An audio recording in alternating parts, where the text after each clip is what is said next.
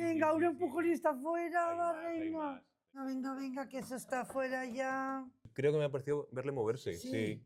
Lo estás haciendo muy bien, Guanza. Ahora. Vamos, vamos, vamos, venga, venga, venga, venga, va. Mira, mira, mira, va. Ya. Y ya Sí, está sí, fuera, ya que está está fuera, fuera. Ya se está levantando. ¡Ole! ¡Vamos! ¡Ay, tenemos un rinoceronte! ¡Tenemos un rinoceronte!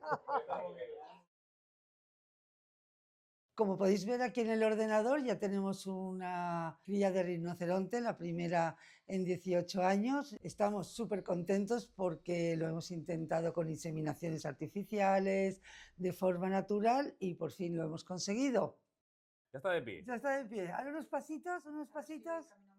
Ya está de pie, ya está de pie. Aquí tenéis a Guanza, que está tumbada, y a la cría, que se acaba de poner de pie y ahora poco a poco irá buscando las mamas para alimentarse.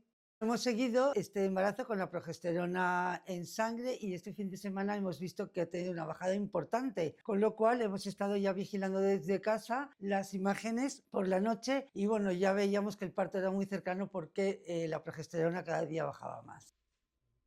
Estamos, como he dicho antes, súper contentísimos de tener esta cría. En breve la podréis ver fuera, con su madre y con el resto del grupo.